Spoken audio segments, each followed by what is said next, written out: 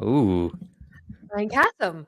Welcome. Oh, Oh, how are you today? I like your light setup. That's very cool. Thank you. It's a vibe. We have to make it here when you spend like 12, 14 hours in one day just chilling in your office. So, Yep. Does the light ever change colors? oh my God, I have a remote. I can change it to whatever Please colors I want. demonstrate, please. Okay, we can do some greens. We can do some reds. Mm-hmm. We can do an amber color. We Oh. can do a baby blue, and we can also Oh, my do a favorite. light blue. Oh, dark blue. Oh, Yeah. wow. Or we can just do white. Well, white kind So, of looks like blue, but that's fine. you don't think that looks like blue? It looks like blue. What color No, is it then if no, it's not that's blue? blue. Well, it's white. You said it was white. I said, well, now it's white. Yeah, that looks more white. That looks more white. Yeah.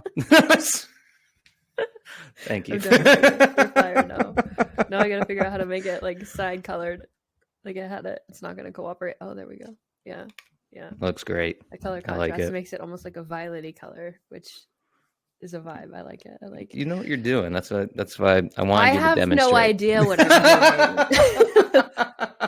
To anybody who feels like you're supposed to have it figured out, we don't. At least I know. I can't speak for Ryan. I can't even figure out the lights over here. I don't have life figured you out. want me to make life decisions and I can't even fucking figure out my lights, okay? Like don't ask me to figure out all this shit. I don't know where I'm going when I grow up, okay? Great example of doing it on the fly though. I appreciate the light show. That was nice. You're welcome. I hope that made your whole fucking day. Let's not get crazy. It was nice, okay? Oh my gosh, I get a fucking C. See if I ever change my lights for you again. Well, it was good. It was nice. All right. Well, Ryan Catham, welcome to the show. Good to be here. Happy to be here. Happy to be here. What are you, a Jersey boy? Not even close. I have You're from Connecticut. I know. I don't have any accent. I just like making them. Okay. Well, just comes out. Do you have names for your accents? No. Well, no. It's because you know why? Because if I name them and then people are like, that's not a Jamaican accent, then I'll be like, you're right. I don't know what it was. You know what I'm saying? Well, there are people who speak English that have very unique names that you wouldn't think are American. Yet Like what? Here they are. Oh my gosh, you're asking me. I can't think of a name off the top of my head. Like, but unique, what's an example? There are unique names out there. There are very unique names. Okay, don't act. Now I feel like I put you on the spot there. Yeah, now I feel like it needs to do research on this and like come with a laundry list of unique. You know what? We're gonna pull up Google. This is how this is going. First the lights, now the names. American names. I hope that your mic picks up the keyboard too, because you are actually researching. I am. We have Candance. Candance, like dance. Can dance. I can dance. Yeah. Cool. Next. Bode. Oh. Bode. Just that is unique. All right, give me Amaya, top 5 and then we'll rank them real quick. Amaya. I like that. Next. Alora. They're just adding A's to normal names. Well, no, it's literally written right here. Azaria. Okay, Azaria. Benito. Benito? Yeah. So that's like Bonita is beautiful in Spanish, so maybe Bonito is Benito. Okay, so let's rank them. So we had Bode, which is they took the A from abode and just said Bode, and then they had Amara. Now you're making me go back through my list. Amaya. Amaya. And then I think that's my favorite one out of the ones you said. Yeah. Well, again, like when you come from Caitlin, like Amaya is pretty interesting. Or Ryan. Yeah, we're like the most basic the two whitest basic names. Yes. Okay, next subject. Yes, so I made my point. Yes, we can. Oh yeah, really? This is you making your point. Googling. Yes, that you need to name your accents because even if they don't match the accent, it doesn't matter. Nowadays, you can be the most basic B and your name can be something really unique. Is this your reach for the stars speech? and trying to get me to name my ex. I don't You even can know be whatever you want. All right. You can be What is- whatever you want. Who is this? You can do whatever you want. Who is eh? this? Name that. It's Amaya. I call that one Amaya. Amaya. There you go. There you go. Amaya is that alter ego. Bonito. Bonito. What's up, Poppy? Okay, so Ryan Kassem, welcome to the show. So my audience actually loved our conversation, and I think it's because it was just so lighthearted. Cool. So today I want to have you back on my podcast so that people can get to know you a little bit better and understand why the fuck you have a fitness business and what you really focus on. So cool. Well, first I'd like to start with a demonstration. Okay, is it going to be a light show? If that's okay. First, I have water. Second, I have 2 protein shakes. Okay. Yeah. Why 2? Was it a blender that just the first one didn't? I needed a bigger bottle to fill it all. I ran out of volume.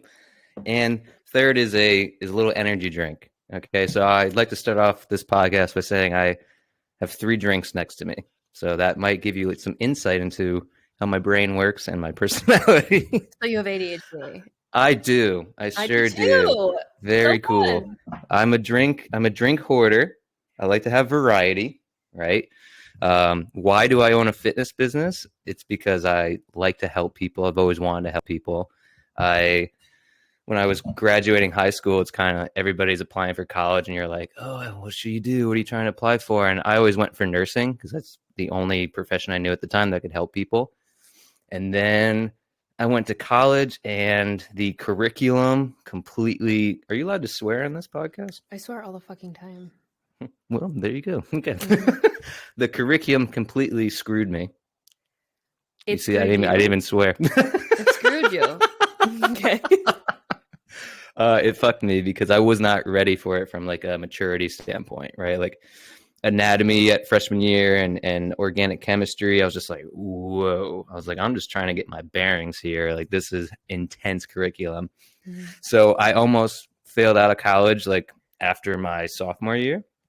And then it kind of gave me some reflection because my dad's like, hey, you're either going to drop out or you're going to figure your shit out. And he's like, I'm not paying for any of your shit anymore. So I was like, okay, here we go. So I just did like a little deep dive at what my school offered. And they actually just started a new major that was health promotion, health psychology. So I was like, that sounds like it could help people with it and sounds cool. And it's vague enough for maybe I could find my own pathway for it. So I did that. And, when I graduated, I couldn't get a job. I was looking for like a wellness job at companies. And everybody's like, oh, you don't have any experience. So no, thank you. So I was like, okay, cool. I'll become a personal trainer in the meantime because I could help people immediately. And I was already pretty much doing it in college. So became a trainer. And then, that's really where I saw that I could immediately impact people's health preventatively and see like a direct result, which is really cool. It's almost like people who really enjoy mowing their lawn because you get instant satisfaction from seeing that result, right? And your work through it. So I was like, okay, this is great. And then, I eventually did get a job as a wellness coordinator. So like my job for companies was to make the employees healthy. Because if you make the employees healthy, then you save money on insurance costs and all that stuff. So, I was coordinating with cafeterias on, making their menus healthier. And I was coordinating 5Ks and walkathons and programs for, whether it was, cardiovascular month or breast cancer awareness month, just like really cool things to help impact like that immediate community. Mm-hmm. So I really fell in love with that. And I think in that process, I just realized if I only do this in person, I can only help people in my immediate vicinity. And that's when I started my online business. And that's kind of where I'm at for right now. And then actually a little more story. I hit rock bottom mentally and emotionally.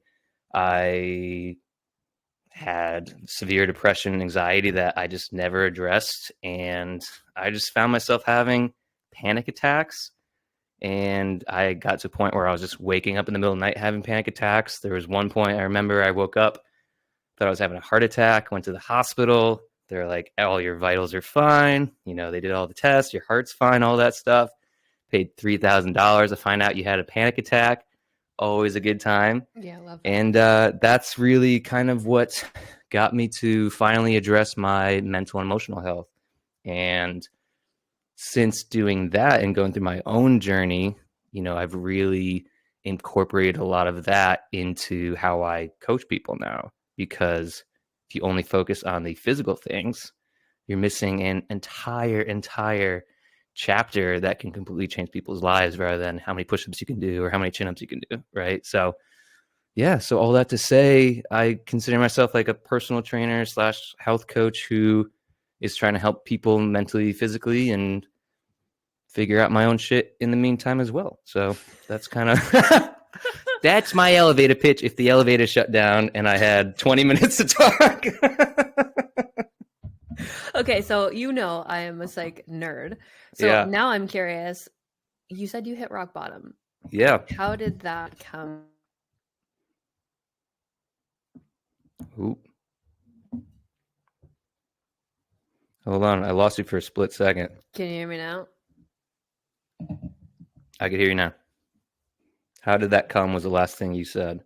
Oh, what manifested that for you, if you feel comfortable talking about it? Yeah. Well, rock bottom was literally the specific moment was I was working out in the gym and there was this guy who went by the Dragon at the gym. So anybody who's like belonged to gyms before, you know, like the gym community is very unique and the regulars have very unique nicknames once you really get to know them. So this guy's nickname was the Dragon, but his real name was Courtney. So it was like, it's like you have the most masculine nickname, but your name is, some might say Amaya, right? Or Bonito, right? A very unique name for this big jacked person. So I'm just working out, and this is a guy who I've worked out with before, you know, but he didn't really know me.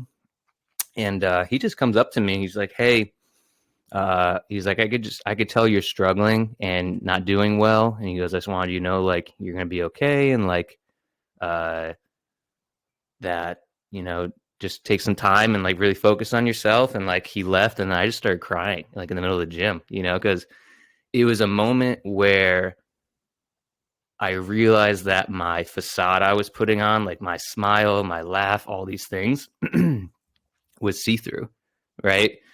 But the weird thing was, it wasn't my family who talked to me first. It was some complete like random person who, you know, I barely knew, right? So I think that's what got me. It was like, oh shit, like I'm doing a great job masking how I'm feeling internally to those that are closest to me, but somebody who barely knew me was able to see through my shit and just tell me it's going to be okay. And I weirdly needed that, right? So that was like a rock bottom moment for me, because like, you can't fake this anymore. And like, you're feeling this because you haven't addressed any of it. And it was kind of just like a moment where that's when I started therapy, right? So that was like 2018, I want to say. And it was just one of those things where, like you said, you kind of are at rock bottom and you're looking up and you're seeing how much shit you're going to have to deal with and how hard it's going to be and all the changes you have to make in your life. And it seems very daunting. So that's why I said it was rock bottom, because you kind of get that perspective of looking up to see the mountain you have to climb. And you're like, okay, like, here we go. Let's do this. So I could very vividly remember that rock bottom moment, because it was just like, yeah, it was just like a complete stranger who saw right through me, and just his words were what I needed to create that change. Wow, I love that. And I think a lot of people battle stuff and it's almost like one person can see it and they bring your awareness to it, not because you don't know it's there, but because it's like, it's okay for you to process what you need to process, dude. Like, yeah, I can tell something's off about you. Yeah, it was like permission to feel, or like that you're in a safe space. And it was just like, because at the time I was a personal trainer at LA Fitness, and like, frankly, I was there for way too long. Like, it's one of those jobs where it's a dead end real quick. Like, I got promoted the first 2 months I was there just because I was really good, and that was the highest I could be, right? Like, I reached the max like promotion, and that was it, you know. And like, you know, I was making like maybe 30 grand a year, living at my mom's house in her basement. And like I said, I was doing all these other things too. Like I had 4 or 5 jobs at a point, and I think that's really what contributed to me not addressing my mental health, because I was literally so busy. I didn't take a moment to reflect or just be like, hey, how you doing? So I would literally get home from work at like 9:30 p.m., edit a YouTube video until like 11:30 at night, midnight, do any other work I had, and then I go to sleep and wake up at like 6 to go train people, so it was just like a constant cycle. So yeah, it was like that permission to feel, give yourself space. And also at the same time, my body was physically attacking me because I didn't give it time to chill, and also like make the changes I needed to. So it was a big wake up call for my mental health. So I am loving this conversation already, because most men, there's like almost a stigma against men's mental health. And so if you're comfortable, I'd like to actually open up the conversation about that. So Cool. tell me a little bit about, if you can recall, you don't have to share the finite details of like what brought you to that point or some of the battles that you were struggling with, but can you elaborate maybe for men who are listening to this who might have this internal struggle, and it's kind of this facade of presenting, I'm strong, I can handle myself, I can provide, I'm going to go out, I'm going to do the things, I'm just going to do, and maybe enough doing will give me peace of mind internally with the conflicts that I'm facing right now. So what was that journey like for you to then recognize that you've had somebody kind of address it, give you some permission, you started therapy, but overall, like if you can break down the steps that you went through or what that journey did for you, can you make it more real for people? Yeah. I mean, so for me, to give you context, I grew up in I guess a multicultural household. So like one side, my mom's a white woman from Connecticut, right? Who Afro blonde hair, like hairdresser, wears her emotions on her sleeve type of person. Other half, my dad's from Lebanon in the Middle East, and he's very emotions on the inside, very guarded. Like even to this day, I'm still trying to get to know my dad. So it's kind of like realizing, hey, like you have these two dichotomies, right? You have this emotions on your sleeve, where you're a very emotional, sensitive person.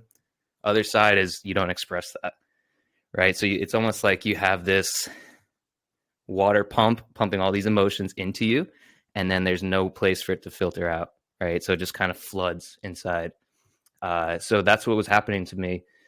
I never learned how to express my emotions. I never learned to label them, and I didn't know how to make those changes or any strategies. So for me, my first step was to go to therapy. And to give you more context, I went to therapy when I was a senior in high school because my parents were splitting up.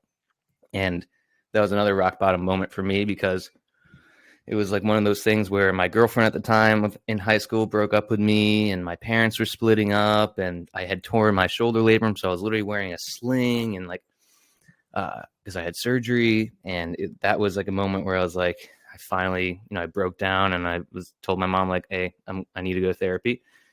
And that was my initial introduction to therapy. So I already had an intro to therapy, and I already knew how beneficial it was for me, right? Like to have that foundation of being in therapy when you're a teenager is so vital, because it gave me, like, there was no facade for me, right? Where for a lot of guys there is, where it's like you have to have a problem to go to therapy. There has to be something wrong with you.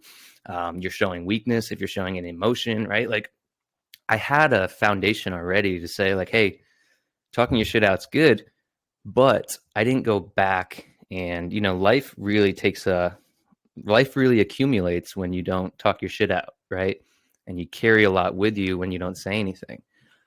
And that's what happened. So like I had that foundation of therapy, like I had that knowing like this is good for me, but I didn't do anything about it. And for whatever reason it was, whether it was admitting something was wrong, I think that was a big one.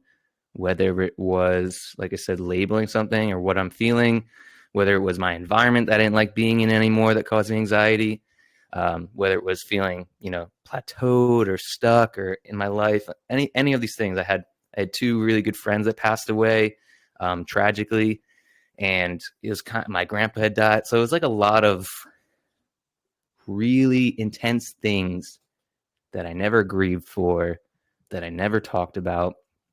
And the process for me was step one, go to therapy, because I knew that that was going to at least be a stepping stone to helping, whatever I needed to uncover. And then it was the process. So for me, it was finding a therapist. So I just asked around. My mom gave me someone she liked for a therapist. So step one for anybody who's struggling or was in the same boat, step one is just find somebody either recommended or, look it up. There's plenty of sources online to find like a therapist near you that maybe might vibe with you. So And first, then, before go you ahead. dive into that, one thing I see a lot of people do is there's like this stigma of going to therapy. Yeah. And I'm curious, did you have any resistance to feeling like therapy? Some people might judge me for going to therapy. How are people Yeah. going to perceive me if I go to therapy? Is this even helping? Is it just woo-woo bullshit? Are they just going to Yeah. ask me how I feel about everything? Like, Yeah. did you have some of those preconceived notions about therapy? And even if you did, that will make it more helpful. But if you didn't, that's okay. If you did, how did you overcome those things to be like, you know what? I'm going to go anyways? Because I feel like that perception is what holds a lot of people back from getting into that safe container to really explore themselves, their thoughts, their feelings, and their ideas. Yeah. I mean, that's a good question, because I definitely did. And when it wasn't because, like, it wasn't, I wouldn't say it was because of traditional, maybe it was, but my biggest thing was, like I said, some stranger pointed out that I was not doing well. So for me, it was telling my mom or my family that I'm going to therapy, right? Because my mom's like, why do you need to go to therapy, right? Like, she's like, what's going on, right? And for somebody who's has a hard time or historically hard time of expressing what's going on or what they're feeling, right? Because I had a feeling of like what you might say might hurt somebody, right? Or just, again, expressing that you're weak or vulnerable, right? Like, vulnerability was like the hardest thing for me, is like being vulnerable and expressing myself. That was the hardest thing. So yeah, and I did, like, even when I started going to therapy, like, I remember training clients and just being like, hey, can we move our appointment back on Wednesday because I have a therapy appointment from 2 to 3. And they're like, therapy? Why do you need to go to therapy? What's going on with you? What's wrong? Right. So it's kind of like they would put those stereotypes on me. Right. And for me, I was always just like, I'm just working through my own stuff. Like, it's okay to go to therapy. Right. I guess it was before therapy became cool. Right. Because now I talk about therapy all the time on my social medias, because I don't want people to feel like it's a weird thing. But yeah, I did feel those stigmas from other people, but I've always been the type of person who pursued something because it felt right. Like, I made a music album back in the day because I love music, and people were telling me, why are you making a music album? Why are you wasting your money doing this? Right. It's like, because my heart told me to do it, because I knew when I'm 90 years old, I'm gonna regret not doing anything. Right. So it's like, I've always been the type of person who pursued it because I know this is good for me, even though it's going to be hard for me. Mm-hmm. So with that being said, I felt those stereotypes, but I did it anyways, because I think everybody feels this. You have a knowing, you have an instinct, you have a gut feeling that you need to do it. You have to do it. Right. And if you don't do it, you're going to be in the same old spiral. And that was kind of my ideology or my approach with therapy was, you need to do it. You have to do it. You have to talk your shit out. Otherwise, you're going to find yourself in the same, type of relationships. You're going to find yourself not having a good relationship with your family and your friends. And honestly, like I said, it was a deep depression. It was deep anxiety. So like, I wasn't suicidal, but like, I can imagine if I kept going down that road, how many men or anybody struggling can lead to that way. Right. The way I used to describe it was, it's like you have a bunch of vines on a house, and you can't get to that house because there's so much coverage. You can't see how like beautiful that house is or the potential that house is, because it's just covered, And what therapy was for me was like taking that machete and just like cutting down all these vines to kind of reveal this beautiful home that I have. And for me, like I said, that was my process. So you have to battle through those stereotypes. You have to battle through like the stupid things people say. They don't mean it, right? It's just kind of what everybody's told. It's everybody, what everybody's known, right? Like at therapy at the time and maybe even now, but you kind of have to just do what's best for you. And that was always my approach. So you mentioned struggling a bit with vulnerability. How did you go into therapy initially? Because that's really a difficult kind of line to walk. Because you walk into this space, you don't know this person. Obviously, they give you the introduction to the session that you're going to have. And then they just kind of let you do what's called free association, which is talk about whatever you want, however you feel, whatever's coming up for you, like no judgment, just start talking. And you struggling with vulnerability, how did you see yourself grow in that space as far as like being comfortable with communicating your needs or your feelings or asserting them? And how did it start there? And what was the bridge for you to go, this is a safe position for me to be in, or this is a skill I want to be more comfortable with? How did you grow through that process? Yeah, well, I think initially I was talking about my breakup at the time to my therapist because that was like the most immediate need, right? So it wasn't maybe the deepest things that I need to talk about yet, right? It wasn't well, men have feelings. It's good to know that. So you've totally just helped me shift a belief where I'm like, men are heartless. So keep going. For sure. I mean, it's and I can't speak for anybody. I'm speaking for myself, so who knows? But just kidding. All men are savages, ladies. Savages.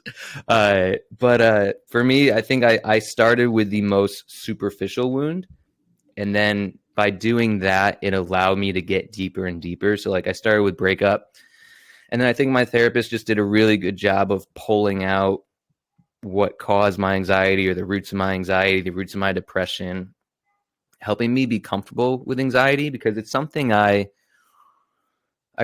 never realized had stemmed with me since my entire life. Like I was the kid, I still can't sit still. Like I still, like twitch and fidget. Like if you're around me in person, like my arms always going like this and like this. Like it's just generalized anxiety and it's like ADHD and something I never was able to label, and we even stemmed my panic attacks back to when I was a kid playing football, right? Like I literally was diagnosed with sports induced asthma because I couldn't breathe and catch my breath, but it was panic attacks. I was having panic attacks during football games. And that helped me identify things, right? So it started superficial wounds, and then it got deeper and deeper until, I think that you build comfortability. It's like any relationship. Like if maybe now I'm different because now I'll tell you my deepest, darkest shit if I just meet you, right? But when you first meet somebody, you have to build a relationship. You have to build that comfortability, and you have to, understand and know that there's going to be a mutual respect and like a mutual bond that you're creating. So as I was going to therapy, I was going to therapy once a week. So I'm going to therapy once a week for a year or two straight. You get really close with this person, and then you start to tell more and let them in more and more. And so it went from talking about relationships to my anxiety to my depression. Where's that depression linked to? Oh, well, I had two best friends that died tragically. Oh, I had my grandpa die tragically, and I never actually grieved for. And you start to get deeper and deeper and deeper and deeper, and you connect. It's almost like electrical wiring, like you're connecting this to this and this to this, and this is why this lights up, and this is why this triggers you. And it's really fascinating when you kind of look at it that way, because it's, everything's connected, and we don't realize what we take in from each day and what really affects us until we really sit with ourselves, but also sit with someone who's analyzing our thoughts and gives us good feedback and like unbiased feedback. I think that was really important for me too, because people are always like, oh, you just talk to your family, talk to your friends. It's like, yeah, I could do that. But they also, one, aren't professionally trained to analyze my thoughts. Two, they're very biased, right? And three, maybe it's not the best advice. It's maybe the best advice is, hard criticism or facing your shit or no bullshit. And that's what you need to hear, even though you don't want to hear it. And maybe sometimes, like, I think a good coach or a good therapist can, be empathetic and